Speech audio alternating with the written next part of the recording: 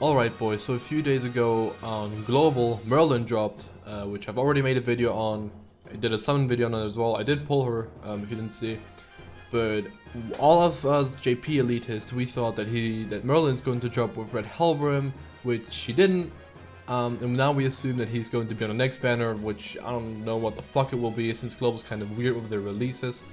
But anyways, this guy is supposed to come out soon. And this showcase is, I'm going to showcase him. He's one of my favorite units, by the way. This showcase is going to be for you to decide if you want to save your gems or spend them. This is what mine looks like. I'd say he's pretty dripping. You know, he's got Helbram on the back of his cap, right? Anyway, we're gonna hop into some stages now, see how good he is. For you guys, I already know how good he is. I love him, and we'll go from there. So for the first stage, we're going to be bringing him to the SB event dungeon on the hardest difficulty, because, I mean, hey, why not? Oh, this is my farm team, hold up. Alright, here. Gil Thunder is here to provide us a boost, he's also on Global. This Jericho is also on Global, she's here to provide us a 10% attack boost, just by being in the 4th slot. And this Gulther is only here to rank up his cards, which I'll make a video for him, specifically for him, soon, so don't worry about him. But he'll be out soon as well on Global, probably next week. But yeah, so buff, rank up, cool. We're in this stage now. There's actually 2 red enemies. Oh wow, we actually got the perfect setup. So I'm going to attack with Gulther. My Gulther is actually pretty strong. I hope he doesn't kill them with this. And then with Gil Thunder, he shouldn't do anything. And then I guess we can just try this card out. It does 200% damage against one enemy. So his cards, oh Jesus Christ. Oh well. So his cards, pretty much what they do is his first attack card, it does 200% damage. The one I just used, does 200% damage.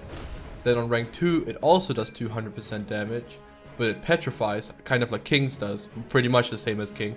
And on his rank 3, he does 250% damage, and he petrifies, but he petrifies for 2 turns, not just 1.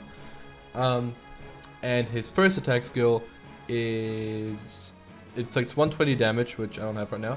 Then on rank 2, it goes from 120 damage to 300%, right? It's 300% right now. And his rank 3 goes to 450%. The additional effect on this one is that he removes ult gauge. So if I attack this guy with this card, which I won't, because I'm trying to save it for the big boys, he would do 300% damage, and he'd reduce his ult gauge, which is well, why people run him in PvP, which I'll get to in a second. He's Blue King, but more offensive, which is why I run him in PvP. He removes other people's ult gauge, he petrifies just like King. His ult is also AoE, it's a lot weaker than King's. Well, mine's 4-6 actually, it's kind of strong. But it removes buffs and stances, so if there's a green melee running around, you can cuck him pretty easily. Perfect, we got the perfect setup. Going to rank up, so now all my cards are going to get 1 rank higher, so these are going to be level 3s. We're going to do a level 3 buff, and then we're going to hit her, okay? Now, he gets 5% basic stats increase for all surviving allies. This is why his stats are a good chunk higher right now. Which is really good. So it counts you in the back too, so he's getting 20% buff for just being alive, for just existing right now. Really good passive, I love that passive. But to compensate for that, they gave him quite the shit stats. His attack stat's pretty good, but it doesn't scale too well. His HP stat's really good, but it doesn't scale too well, and his defense stats is very low. But he makes up for that with his passive, so don't worry about it. He just won't give you too much CP. So yeah, we're going to see. I'm going to predict he does 120k damage with that one. I think 120k is reasonable. If he crits, that's more, but he has a 10% crit chance. I don't think we'll get that. Yeah. Oh well, 130k actually. So really good unit. Oh, perfect. I got his level 3 Petrify as well, which we can show off after. And then next turn I'll have his ult, and that's going to be it for this stage. Then I'm going to move on to the boss stages, and then I might do a PvP match. So rank up. Now his 2 cards level 3. I actually have his ult. I'll petrify him. No, actually, you know what? We'll rank up. will ult, and then we'll petrify the blue one because we don't want the blue one attacking us.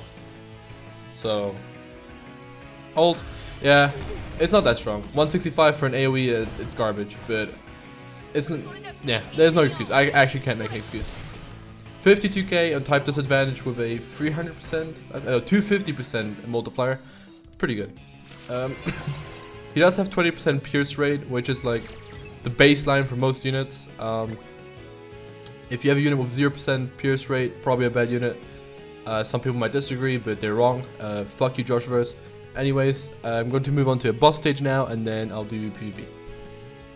So we're going to be taking on the second boss stage. If I can hop out, it's this one because it has the most green enemies. As far as I'm concerned, going to be taking on Extreme, and I'm actually going to change the team from just buffing him since that's boring to bringing on King on the team, the Blue King, because if you have him global, you probably know, and everyone has him in global, he increases Fairy's base stats by 8%.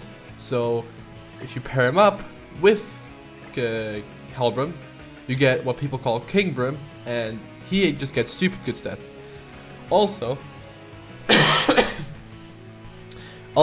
this is pretty much a PvP team you run. You can run like no matter what you want to run. In the back, doesn't really matter. When Green Merlin comes out, you run Green Merlin, but for now, it doesn't matter who you run. But pretty much, you run those two. It's called Kingbram with Golther, who should be on global fairly soon too. And what you do with this team, and which is why people don't like it and look down upon players that do use it, including me. I used to use it for a fair bit. Now I don't because it's slow. Is they rank up both the cards, and then you just keep petrifying you, and you can't play the game, and people hate it, and it's very understandable. And if you play Kingbram, fuck you. Anyways, going to give some gear to King, and then we're gonna hop in. Alright, so now everyone has his gear, time to hop in. Alrighty, so let's pretend like this is Kingbram PvP. I'm going to rank up Helbram, going to move cards with King, going to petrify, ruin, and then next turn I have another petrify with Kingbram, with Helbram. Bro, I keep calling it Kingbram because like you literally just see those two units together. Okay, this is what they did. They just keep petrifying. Next turn I can petrify 2 people because I'm just that dickhead. I'm just that guy. Kingbram's just that guy. I'll show Helbram's stats real quick. He didn't take damage. He didn't take damage because his stats are just too beefy right now with all the fucking buffs he's getting from King, from himself. Like, yeah, look at that. Really fucking good. He had higher attack stat in the the special dungeon event thingy. That's because Golther gives 10% attack every turn, and he was like stacked a little bit already. But anyway, so rank up King, going to petrify her, and then petrify her, and this is how you fucking run the team. This is why it's cancer. This is what PvP is going to look like once he drops. Boom, he can't do shit. Boom, she can't do shit. And now you have 1 unit to do stuff with. And if I'm lucky, alright, I didn't get lucky, but next turn I'll be able to take off their ult gauge. Let's say they've built up some ult gauge. Boom, I'll take it away. Right? I'm going to take this one away, going to take his away, and then in addition to that, I'm going to attack seal them so they can't attack me. This is why this team is super cancer. This is why you should 100% summon on Helbram. I will make another should you summon once we know what his banner is like. 100k, no attack buffs, just him. Okay. I'll make another video once we actually know that he's coming. But for the most part, I don't think I'll say you skip. I think of all the units coming out soon, you definitely want Helbram. Helbram's definitely a 1. Oh, so now he's ulting. Oh, I can take his ult away, but that's boring. I'll just petrify her, and then I'll petrify her, and I'm gonna leave him alive because I want him to suffer. That's just how it is. Yeet. You can't do shit. And yeet. You can't do shit. Oh, nice. Now I have his ultimate. What they're gonna do next turn, huh? They're gonna attack me? That's crazy. Cool. And this is pretty much how you run the team. This is pretty much what people do. So, should you summon a Helbram once he comes out? Yes. 100%. Amazing unit. I don't know why I ulted with Golf. I should have ulted with Helbram. Who cares? Once he comes out, he's still one of my favorite units to use. He's not just used in PvP, you can also use him in PvE. there's going to be a new demon on global in I don't know how long, and that demon is green. He's called the Crimson Demon. He's green type. You use Helbram. I used Helbram for the longest against him. He's really good against him. Does good damage, takes off his ult gauge, which his ult is pretty much an insta kill. So yeah. Anyways, hope you guys enjoyed. If you have any questions for Helbram, let me know. I might do a red Guild Thunder showcase soon. Don't know yet. Anyways, good ciao.